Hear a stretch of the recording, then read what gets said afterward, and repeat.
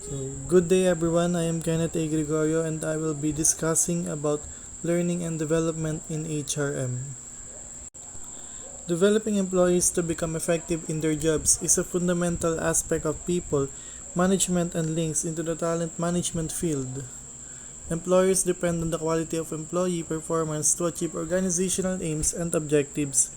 Employees have motivational needs for development, recognition, status achievement, and improved award, which can should be met through job satisfaction and performance achievement. So, learning and development is one of the policy areas that supports the capability central to the RBV. So, there are many different definitions of the activities covered by learning and development, including training and human resource development. As the common denominator of all these terms is learning, it is better to see training as a learning process as defined below rather than to engage in debates about semantic differences.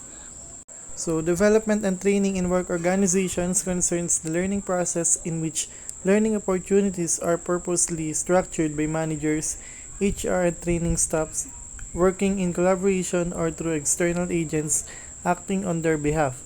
The aim of the process is to develop in employees the true knowledge, skills, and attitudes that have been defined as necessary for the effective performance of their work. So, how is development typically organized? Development is always a means to an end and not an end in itself. Unless it leads to the effective performance of work, it inevitably raises questions about cost and time spent, and therefore the waste of valuable resources. Definition of the requirements for effective performance in terms of knowledge, skills, and attitudes by means of job analysis is of fundamental importance because it is directed towards employee performance of work. Development must be seen as an integral and vital part of the whole culture and work system. This is not sample an extraneous activity for which training staff are largely responsible. Since managers are responsible for the effective performance of work to achieve the organizational aims and objectives, they logically must have the responsibility for ensuring that employees have learned how to do this. Management must take the initiative in setting up, resourcing, and monitoring the effectiveness of the learning and development system and its provision in practice. So we have cost-effective learning and development a systems approach. So how is cost-effective learning and development to be achieved? It is achieved by applying basic principles for cost-effective management to the specific situation of training, assuming that effective systems of job analysis and performance appraisal have been established so that performance criteria are defined and accessible. The steps are as follows. So number 1 is identify the training needs. Number 2 is taking account of how people learn, design, and provide development to meet identified needs.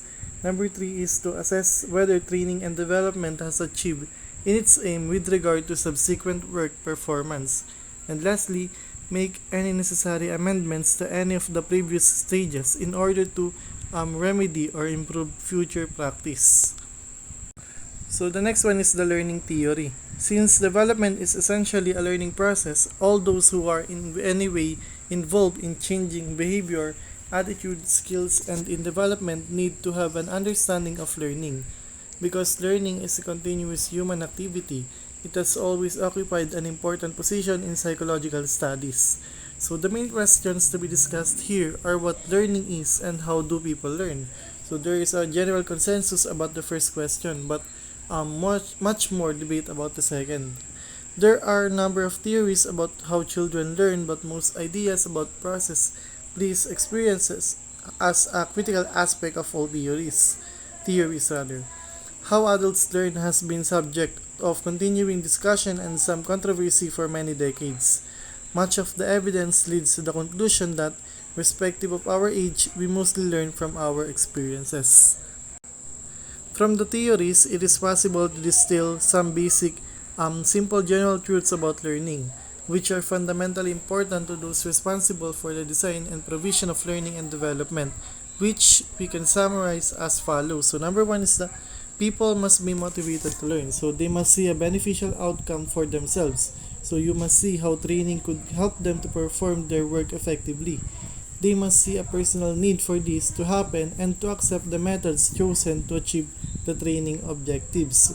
So number two is the feedback is important for motivational and learning reasons. So people need to have feedback on their learning achievement. Number three, because learning depends on motivation, it is a mixture of individual and group processes that may stimulate motivation to learn. So people will learn do you want to in their own preferred ways and that at their own pace if they want to rather, depending on a variety of genetic and environmental factors. So number four is that people learn from experience and therefore from example and by imitation. As a consequence, they demonstrate behavior that could be regarded as socially unacceptable or not conducive to the effective performance of work. In other words, people may easily opt toward bad habits and practices and regard this as good.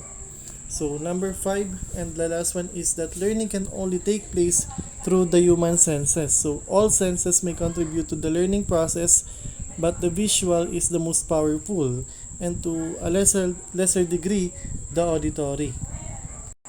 Identifying learning needs. So, to corporate needs of the organization and its groups may be identified in the following ways.